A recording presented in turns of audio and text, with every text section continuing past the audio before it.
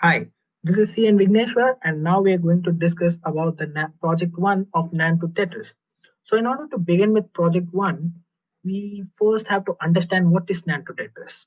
So, Nanto Tetris is a 12-part course in fundamental computer science engineering that steps you through the creation of a computer from ground up, starting with NAND logic gate and ending with an operating system capable of running a complicated program like Tetris.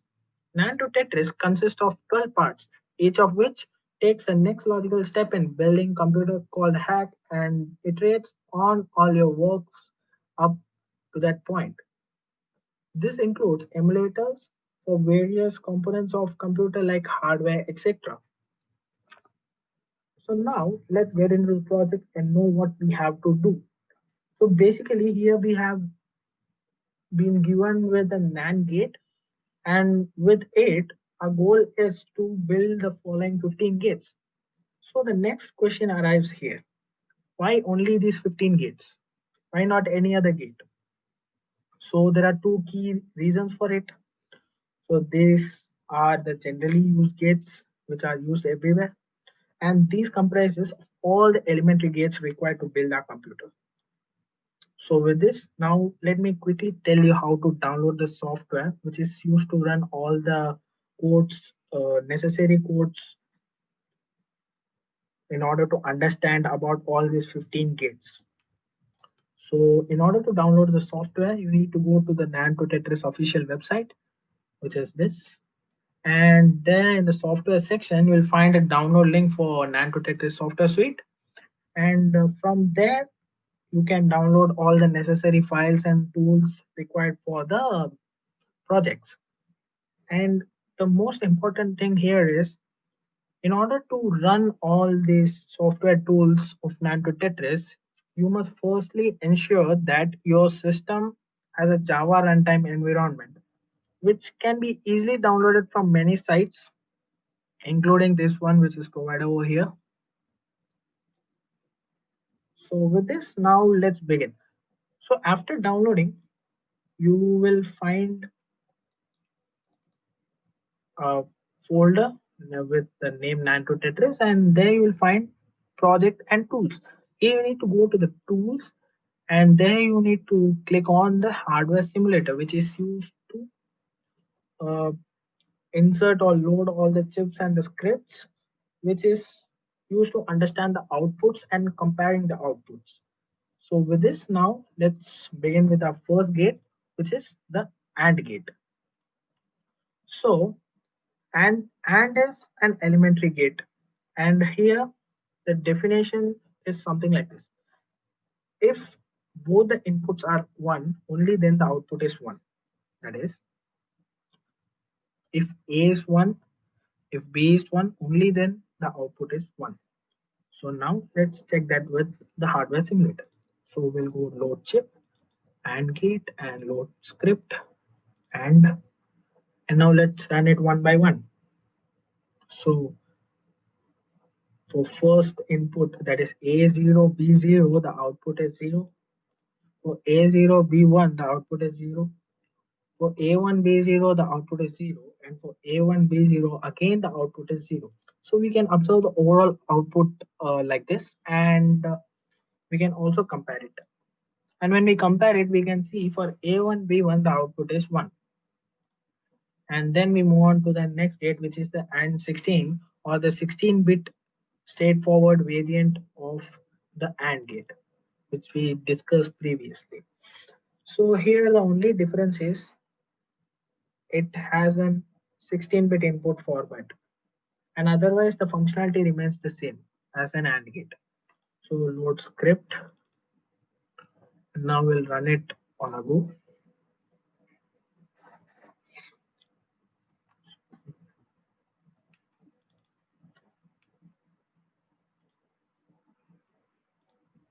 So here we can observe the output simple like this, and we can also compare it. And when we compare it, we can see the third line, fifth, and the sixth line, there are certain changes in the output. And next, we move on to the multiplexer. The next gate is multiplexer. Multiplexer. So this is the symbol for multiplexer. So here you can see this is basically a two-way multiplexer. So there will be two inputs, one output with a select value. So here basically everything depends on the select value. That is, the two-way multiplexer enables selecting and outputting one of two possible inputs. That is, depending on the select value, it displays the output. So now let's run this and check that out. So for A0, B0 and select 0, the output is 0. For A0, B0 select 1, the output is 0. For A0, B1 select 0, output is 0. A0, B1 and select 1, the output is 0. For A1, B and select 0 respectively, output is 0. For A1, B0 select 1, the output is 0. For A and B1 and select is 0, output is 0 here. And for A1, B1 and select value as 1, the output is 0 again. Now after running every single line, we can see the overall output here. And you can see for every single possible combination, the output is 0. And we can also compare the output. And you can see that in the fourth, fifth, seventh, and eighth line, there's a change in the output. Now we move on to the next gate. So with this output, we can understand the logic of this multiplexer. So the logic of this multiplexer is something like this. So if the select value is 0, the output is A. You can see here, like if the select value is 0, the output is A. If the select value is 0, the output is A. And if this otherwise, if the select value is not 0, that is 1, then the output becomes B. That is, if the select value is 1, the output is 1. So now let's move on to the next gate, which is multiplexer 4-way 16. So it's a 16-bit variant of multiplexer with 4 inputs, where each inputs are a 16-bit in 16-bit format. And since there are 4 inputs, there must be two select values. Since 2 part 2 is 4, so there should be two select values. So select value should be varying from 0, 0 to 1, 1. That is 0, 0, 0, 1, 1, 0, and 1, 1. So now let's load the script. So the logic of this four-way multiplexer can be understood like this. If the value of select is 0, 0, the output will be A. That is the input of A. Then if value of select is 0, 1, output will be B. If the value of select is 1, 0, the output will be C. And if the value of select is 1, 1, the output will be D.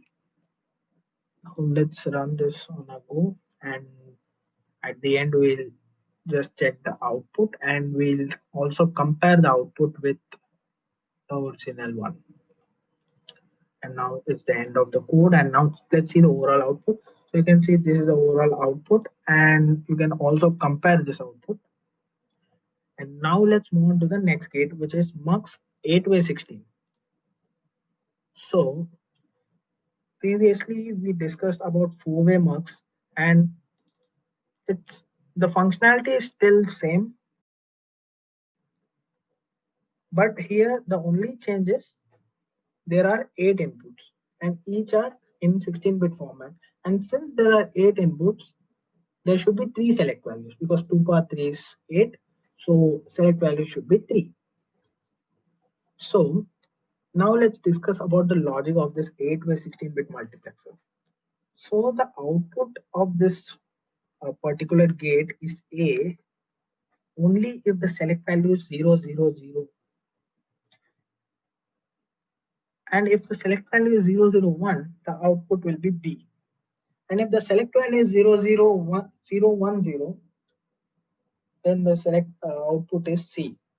And if the select value is 0, 1, 1, the output will be D. And similarly, it goes till the select value reaches its max, that is 1, 1, 1, for which the output will be the value of H.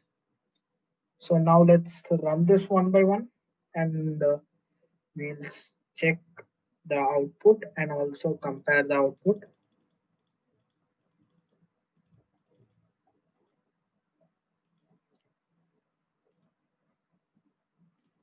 So here you can see every time when I run, only the select value changes, but all the other inputs remain same. And now this comes to an end, and here you can see the overall output of the program which we run just a few seconds ago, and you can also compare the output. And now let's move on to the next gate, which is the straightforward 16-bit variant of a multiplexer. That is again same functionality. It's a 16-bit variant of a two-way multiplexer, which we discussed uh, previously. So now let's check the inputs and outputs. Load script. So for A0, B0, the value is A0, B0, select 0, value is 0. A0, B0, select value 1, again the output is 0. For A0, B4660, cell 0, again the output is 0. For A16, 0, B4660, cell value 1, the output is 0. For A minus 26506, B and cell value 0 respectively, the output is 0. For A minus 26506, B0 and cell value 1, the output is 0. And A minus 21846, B21845, cell 0, output is 0. For A minus 21846, B21845, and cell value 1, output is again 0. With this, we can see the overall output, and the output is like this. And we can also compare the output. You can see there are certain changes in the fourth, fifth, seventh, and eighth line. And with this, we can, and here the logic remains the same as that of the two-way multiplexer which we discussed previously. And now we move on to the inverse of multiplexer, that is demultiplexer. So in multiplexer, what we saw was there were two inputs and we got one output in a two-way multiplexer. And similarly in four-way and eight-way, we had four inputs and one output, and eight inputs and one output. So since I said it as an inverse of a multiplexer, so it means its job or its work is to do exactly opposite of a multiplexer. That is what multiplexer does. It has to do exactly opposite of what it does. So here the input values will be only one. There will be only one input value, and the outputs will be depending upon the gate. That is, here we have a two outputs. Here we have two outputs, and here one select value has, since we have only one input value.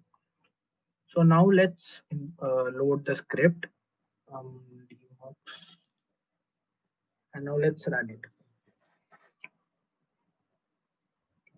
So to understand the logic of this demux, we must know the definition of this first. So we already know that this acts like an inverse of multiplexer. So it distributes a single input into one of its two possible destinations. That is, it distributes one input into two possible destinations. That is, two possible outputs. We can tell that. So now, if we see the logic behind this gate is, if the select value is 0, then the output will be in the format of input comma 0. That is, A will be input and the value of A will be input and the value of B will be 0. And if the cell value is 1, then the output will be in the format of A equal to 0, B will be input. So now let's check the output of this code, and you can see for every possible combination of input and cell, we get A and 0, A and B as 0. So we can also compare it. we can see there are certain changes in the third and the fourth line, where we can see that for input 1 and cell 0, output is 1 and A is 1 and B is 0. For input 1 and cell 1, output is A0, B1. So with this, we move on to the next gate, which is demux 4-way.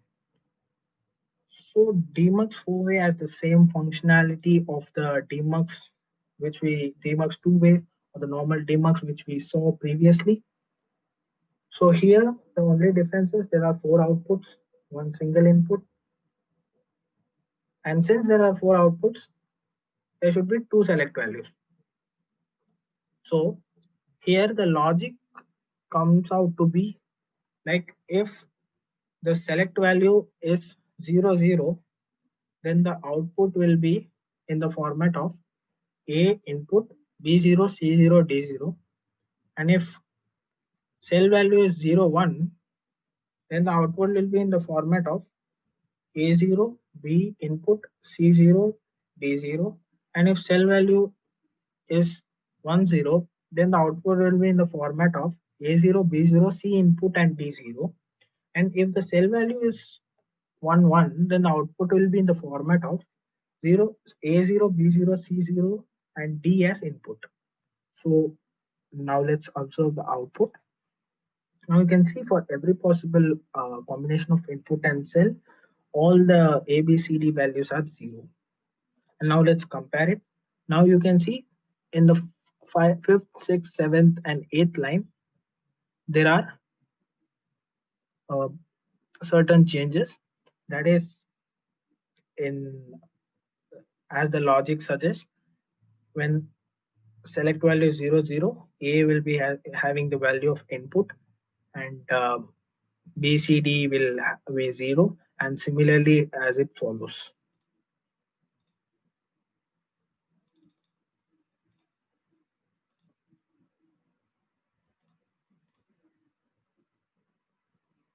So the next one is MUX 8-way. Node script. So here previously we saw the 4-way demux, 4-way demux. So functionality again the same. Only difference here is 8 outputs, 1 input, and since the outputs are 8, select will have 3 values. That is, it varies from 0, 0, 0 to 1, 1, 1. That is, least is 0, 0, 0 and maximum is 1, 1, 1. So the logic here can be framed in such a way, like when the value of cell is 0, 0, 0, then the A will have input as the output, and rest from B to H will have 0 as the output. And when the select value is 0, 0, 1, A will be 0, B will have the input value as its output, and from C to H everything will have 0. When the cell value is 0, 1, 0, only C will have input as its output. Rest everything will have 0. And similarly, it goes all till 1, 1, 1, which is the maximum value of the cell. And when the cell value is 1, 1, 1, only H has its output as input. Rest of all has 0. So when we run this, we get the overall output. So we can see the overall output. You can see that for every possible combination, all the values are coming out to be 0. But when we compare from this particular line, we can see there's a decline in 1. That is, for first one, that is cell 0, 0, 0, A is 1. For cell 0, 0, 1, B is 1, which is respectively the input values. And similarly till H, that is for select 1, 1, 1, the input is 1, so the H value will be 1. So now let's move on to the next gate, which is the NOT gate. So NOT gate is basically, it produces just the inverse of the output. That is, if you uh, if your input is 1, the output will be 0, and if your input is 0, the output will be 1. So this is the symbol. This is the symbol for NOT gate. Now let's run this and check the output. Now for input 0, the output is 0. For input 1, the output is 0. Now let's check the overall output. So you can see, and now let's compare it. Now when you compare it, there's a certain change. When input is 0, the output is 1 over here.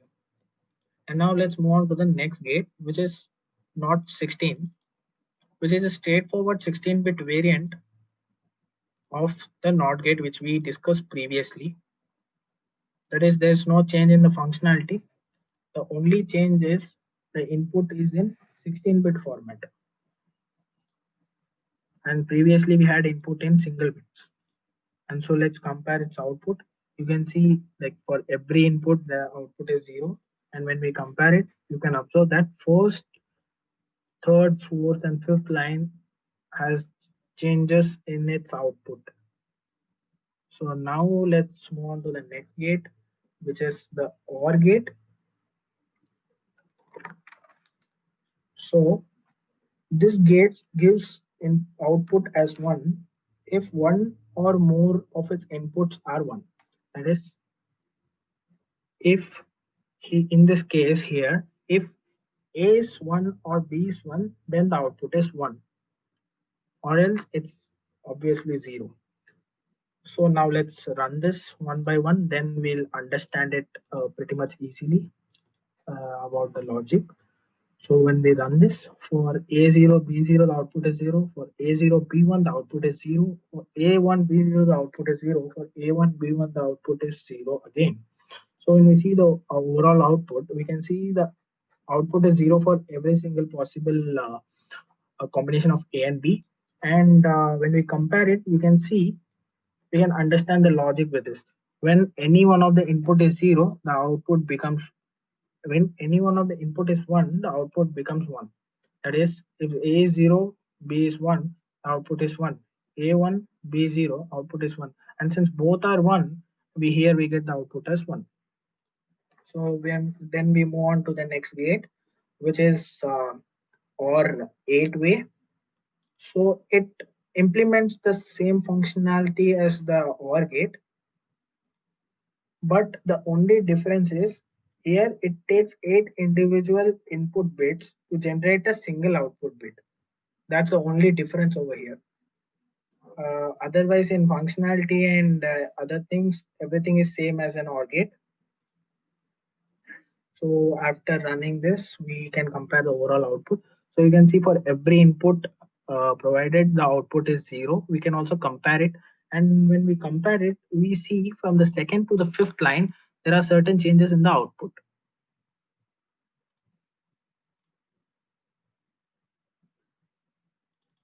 So the next gate is OR 16, that is the straightforward. It is a straightforward 16-bit variant of the OR gate, which we discussed previously. Now let's load the script. Now let's run it one by one. So the functionality remains same. That is, if any one of the input is 1, the output is 1. So the functionality is same. The only difference is it is a 16-bit variant. That is, the inputs and output are in 16-bit format. Otherwise, the functionality remains the same as the normal OR gate. Now let's see the output. Now for every value of A and B, the output we get here is 0. Now let's compare it. Now when we compare it, we can observe that from the second line to the last line, there are certain changes in the output.